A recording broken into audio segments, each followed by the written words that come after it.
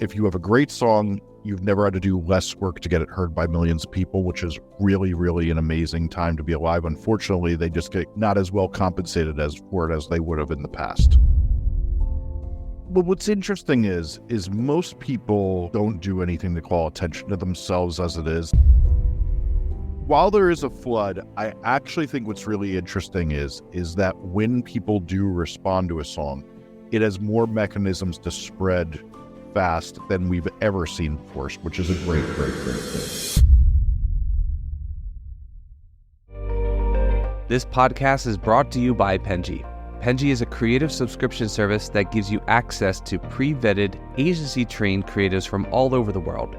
From graphic design to illustrations to social media management and web development, it's all included for one monthly price. It's time to say goodbye to the hassle of searching for top-notch creative talent.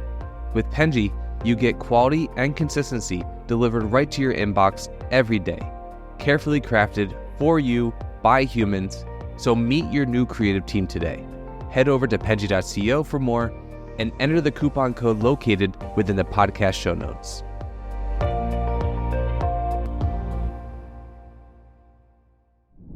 Hello, everybody. Welcome to the First 100 podcast. This is the podcast where we're going to be exploring the journey of entrepreneurs, business owners, agency leaders, and so many more interesting people as they share with us the strategies, the challenges, and the triumphs that have led them to secure those first 100 customers, first 100 followers, first 100.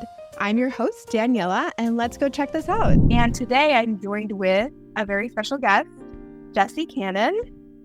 Hi, Jesse. How are you? I'm doing good. We're so excited to have him today. He's an influencer that has worked with us. You know, you have worked with us before, right? Yes. In some sponsored content. And now this is a great moment for us to talk a little bit more about your channel. So why don't we start with, you know, your YouTube channel, your influencer journey, what you do, and so that people watching can sort of get an idea of who you are. Hi there. Yeah, so I, for many years, was a record producer and a manager. I've worked in many, many different positions in the music business. And then almost 5 years ago, I decided to start a YouTube channel since I realized that's what would get my message out to people. And since then, it's been a massive success. And I am lucky that a bunch of people tune in to hear what I have to say about how to promote their music, how to build a fan base that's sustainable, not just get quick views and then not have anyone show up to your shows, and actually build something with infrastructure, since that's what I've done with many bands over the years, is build them a plan to make sure fans stay engaged with them and get excited about them. And I've written 2 books about the music business. And right now I have a new thing called Musformation Labs, where I dissect the artists who are blowing up right now and what they're doing to do that, since everything changes so fast. And I am the author of the newsletter Music Marketing Trends. Oh, cool. So you have a lot of experience in the music industry specifically then, right? Yeah, I am actually on my 30th year of being music only has been my job for the entire time, and I've made my living off of it for 30 years. That's a long time. So did you start by wanting to become a musician yourself, or how did you go into the production side of it? Yeah, funny thing, I got a 4-track, and back then it was not like now where up until about 2004, if you told somebody you were a record producer, they'd go, ooh, wow, you're fancy. And then I noticed around 2005 that when my girlfriend at the time would tell people that she was dating a record producer, they're like, does he have a home? Is he living in his car? Because it changed. A lot of people had access to the equipment, but for the first almost 10 years I was doing this, it was a very rare thing that anybody was doing, especially in the genres I was doing it in New York City. So once people started hearing my band and hearing that I could do this, I got a lot of jobs very fast, and I was in a great music city. I grew up a few minutes outside of New York City and started going to New York City almost every day when I was about 14. So I got a lot of experience fast, and I started working at one of the top radio stations in America that still exists, WFMU, when I was 16. So I worked there for 10 years, and so I got to meet a lot of the most incredible musicians alive and record them there. That's very cool, actually. My sister is majoring in music, and she struggled a lot with, like, specifically that. Like, I feel like, and I think that's, like, a really big space where musicians sort of don't know what to do, which is actually the marketing and promoting and, you know, like, production side of things. Because my sister, you know, she's got it all down, right? Like, she can play a bunch of instruments. She's a really good singer. She can, like, you know, write really well. But then she's like, I don't know what to do with all of this. Like, where do I put it? You know, how do I make this? Because, like, it's different than to just listen to someone with their guitar than to actually have someone, like, you know, well-produced. So I think what you're doing is definitely, like, a huge part of the music industry that probably people don't think about. It kind of just gets glossed over, right? Yeah, it's unfortunate too that the internet has a flood of people who give advice that's just not very good, and I try to really be a force for making sure that I get the best information. I try to make sure I have other people's voices even on my channel where we debate things we disagree with about, so that we can get to better conclusions and people can hear the different methodologies and decide what's best for them. But yeah, I think the nice thing is that we've never been in a better time for you. If you have a great song, you've never had to do less work to get it heard by millions of people, which is really, really an amazing time to be alive. Unfortunately, they just get not as well compensated for it as they would have in the past. I definitely think there's a lot of, like, oversaturation, I guess, because it's so easy. I feel like now everybody can come up with their own, you know, music and things of those sorts. So it's ourselves maybe also harder to stand out. Yeah, well, what's interesting is most people don't do anything to call attention to themselves as it is. So while we have this oversaturation, most people put up an Instagram story and then they're on to the next week back to just posting about their Call of Duty game and things like that, and they don't do it. So while there is a flood, I actually think what's really interesting is that when people do respond to a song, it has more mechanisms to spread fast than we've ever seen before, which is a great, great, great thing. Yeah. Yeah, I mean, I think TikTok too, right? Like, music has really, the way that people listen to music has really changed. Like, I feel like the charting songs nowadays are just whatever trending song is going on TikTok. Like, sometimes they're not even new songs. It's just they're popular on TikTok for like a month and then they're on the top 100. Particularly the last couple weeks, this summer in 2024, we've seen charts that are unlike anything we've ever seen, where you'll have an established artist like Taylor Swift and Post Malone in the top 10, but then right next to them are artists that never had a song in the top 2,000 because of TikTok. Like Tommy Richmond just spent a ton of time there. You have Shabuzi with that, and a lot of that is fueled by TikTok and Instagram, and just people really responding to a song when they hear a part of it, which I think is a beautiful, beautiful thing. Yeah, memes too, right? Because I don't know if you're like, I like anime, and there's like a certain show that I watch where they used a certain song by this artist called Ricky Montgomery. Yeah. And they used his music for like these memes for this anime. And the anime community made so many memes for this show and this like meme that now like he'll go to concerts and then like people will be cosplaying as characters. And wow. You know, he even like posted on his Instagram that he started watching the show because he's like, it's been like years since I released a song and he still just gets notifications from like the memes that they're using. And it's really made his music so popular because he was kind of like an underground artist, you know?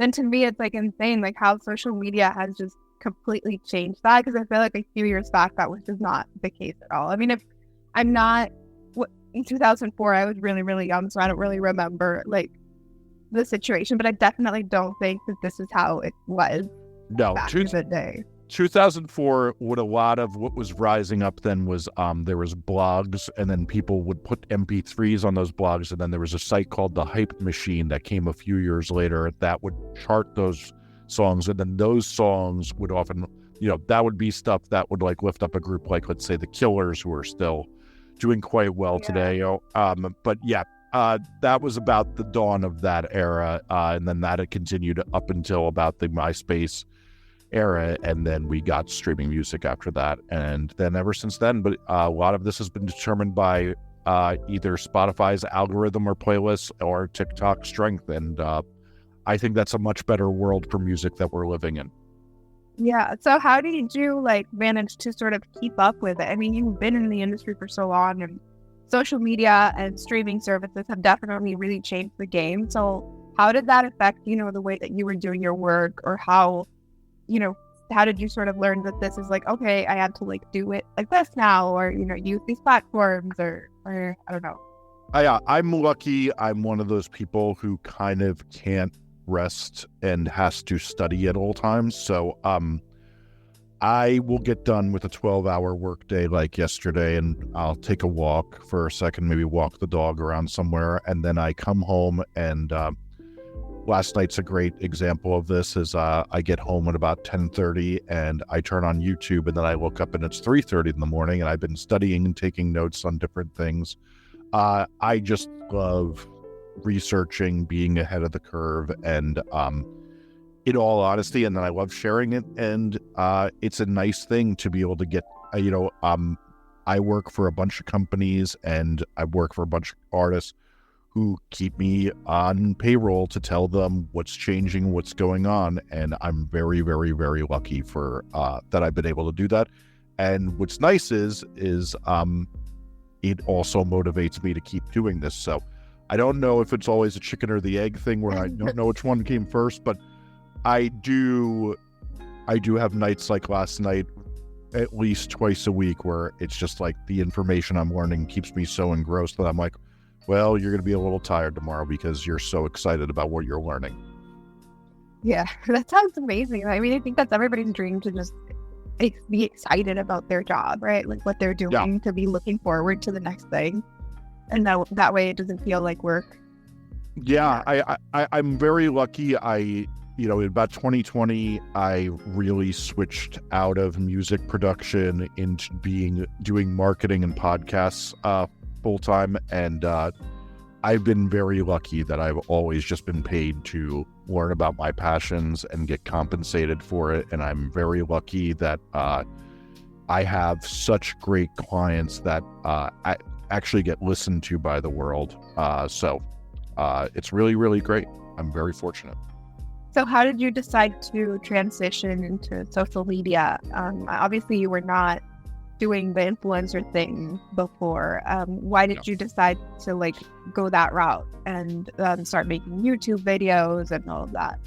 So when I was young, it was very funny. About 14, 15 years old, I knew I wanted to own a club.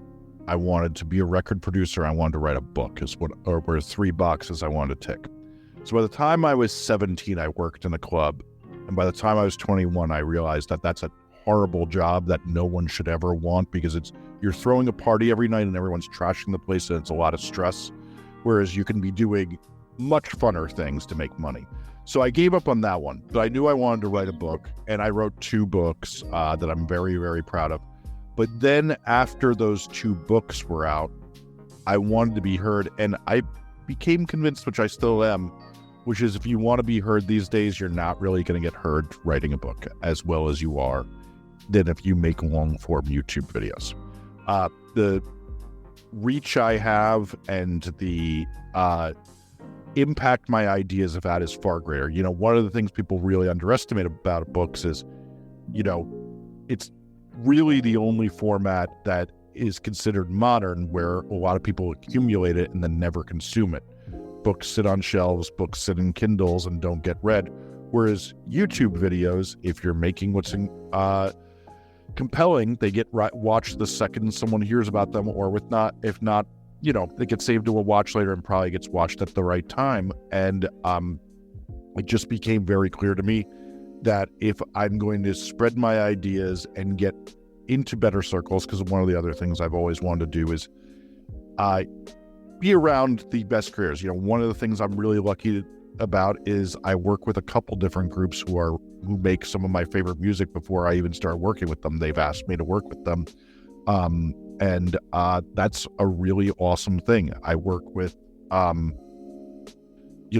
I work at some of my day job is at Rolling Stone magazine, which I was reading when I was 11 years old. I'm just really lucky that because I went to social media, doors have opened for me. And I see this with musicians all the time too.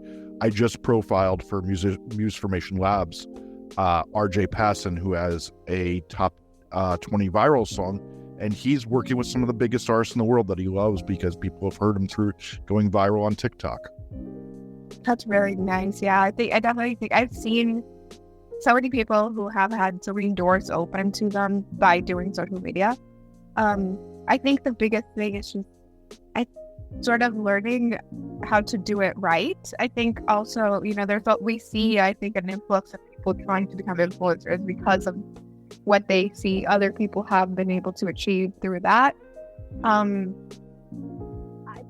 think that it's a mix of luck as well as skill and charm. It's a little bit of all of that put in. And sort of from that you can get something going, to get your own platform growing. That's great. But I wanted to hear from you as an influencer. What do you think are the main things that would make a person successful as an influencer in marketing, or, marketing themselves, their own platforms, if they're trying to start out in this new industry? Yeah, I mean, it's interesting because I agree with you that, there's weird things that hold a lot of people back. One of the things I recently started in my Discord is we made a place where for $3 a month, people can get comments. I only made a price on it because I wanted it to be people who are really, really interested in engaging with looking at other people's content. And one of the things I believed throughout my life is that there's a combination of a couple of things that hold people back from connecting with an audience, which is one, that you need to learn kind of the parameters that work for most people, or even if you know those parameters, you may know what rules to break after you know the rules. Some people get lucky and just break a rule and it connects with people, but that's not usually what happens.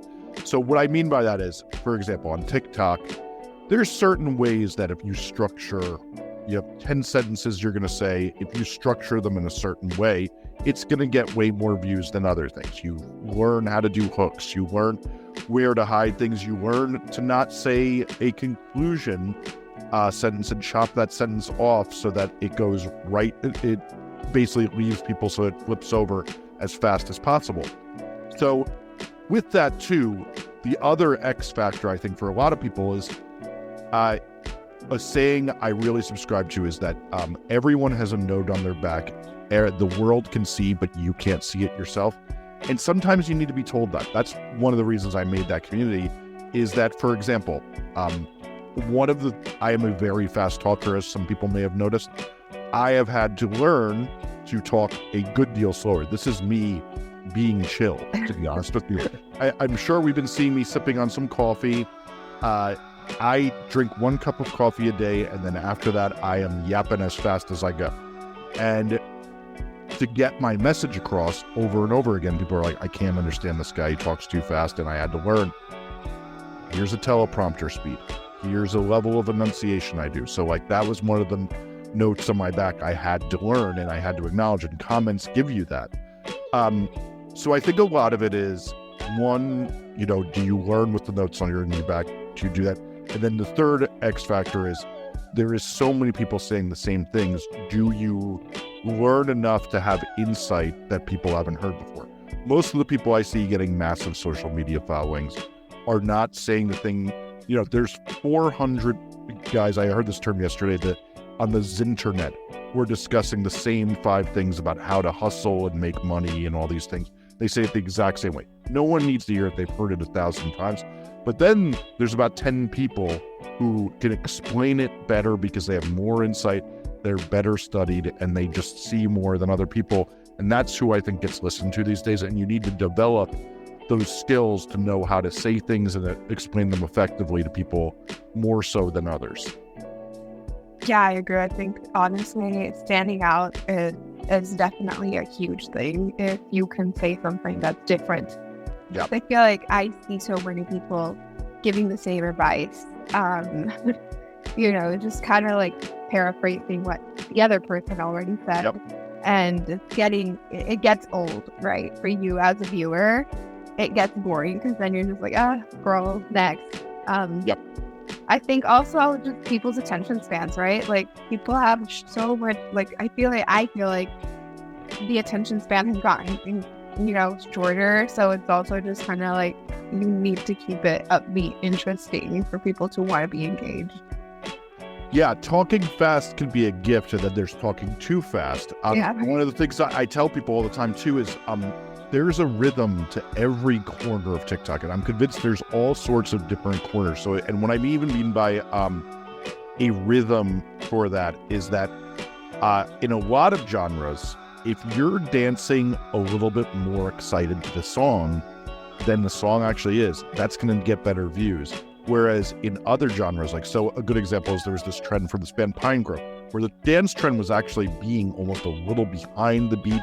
It's sluggish to the song because that was the vibe to it. We need to learn the rhythms that audiences respond to in all sorts of things. It could be dancing, talking, things like all sorts of different paces. And there is too fast, there is too slow, there is inefficient speaking, and that is a lot of it. Another thing I see all the time is people don't take it seriously enough that you need to have 3 points of remembering who someone is. I'm actually not right now in my normal thing, but in my videos where 5 years have worn the same hat, always a band shirt. I have a blue microphone. I have a weird voice. I always have these glasses on. So if you come across me, you're going to go, weird guy, weird voice guy, same hat, same microphone, band shirt, glasses. I know who this guy is. Consistency though, right? Because I feel like, that's how you end up associating things. Like when I think of like certain cartoon characters or characters in shows and movies, I think of this one specific attire that I'm always seeing them with. Right? Yep. So it makes me sort of relate them. Yeah, and it's a scientific fact too that people of other races, not even out of races, it's all races, look at other people of other races and aren't as good at seeing their faces. And we just see too many people who look alike. So you have to find little things that can make you stand out. It's one of the things I see all the time with musicians. Let's say they play guitar, putting some stickers, having a different looking guitar, all can be enough to start to give people cues. That's that person. I liked what they did before. Yeah, I agree. No, I think that's great advice. And it definitely helps you sort of make you unique and specific and, give you a sort of identity outside of just being a random content creator. So I think it's really cool that you have so much experience because I feel like with a lot of influencers that I've spoken with, they're obviously a lot. I'm very new to the workforce. They are just starting out. They're a bit on the younger side. And I think there's a lot of insight that you can get from young people. But I feel like from experience also, there's a lot of like really great things that you can learn, which is you've definitely sort of given me a lot of things to think about because you are speaking from someone who has been doing this for a long time. Right? Yeah, it's interesting because, yes, I constantly have to consider, I listen to music mostly by very young people that has come out in the last 6 months. I actually don't really listen to anything that's older than about 18 months on a weekly basis ever. But who makes the most interesting stuff is usually people who are pretty fresh to things. And this is because of many things, but one of the things I think we really have to always grapple with is that an older person can do more further analysis than a younger person because they've seen more lenses to go through. But a younger person will often be more inspired because what is new to you is exciting, and they don't always know the rules that everybody else is shaping through. So they make something different from breaking that rule and doing something different. And it's really about different ways of seeing and and you need to.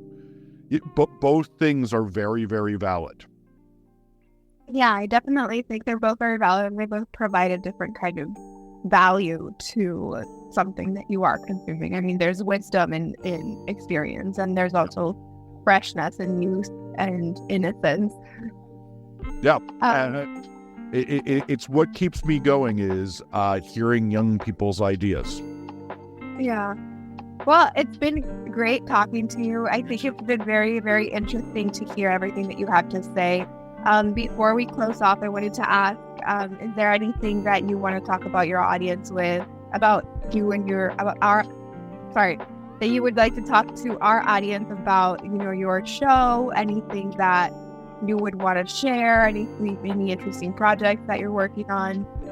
Yeah, if any of this piqued your interest and you're like, ooh, I'd love to know how musicians are blowing up right now, or I'd love to learn more about promoting my music, Musformation Labs has a whole lot of information. I should say musformationlabs.com has a whole lot of information on what I do, and basically gives you different routes that you can get education through that start off as free. I have other paid things, and you're able to basically choose your own adventure there depending on where you are in your education and where you are in your budget. And yeah, that's really what I do. But I appreciate being on. I know Penji's doing really, really cool things, and a lot of people I introduced to you guys, a lot of people were really psyched on what you're doing. So it's really a pleasure to be a part of this. It's been a pleasure to have you as well, Jesse. So if you guys are interested, you can subscribe to their channel. You can also go check out their website. It's been great, guys, and we'll talk to you in the next one. You've been listening to First 100, brought to you by Penji. Check out the show notes to learn more about today's guest, and to learn more about Penji's creative subscription service, head over to penji.co. That's penji.co. Oh, and if you're still listening, it would mean the absolute world to us if you were to share this podcast with a friend, and of course, subscribe.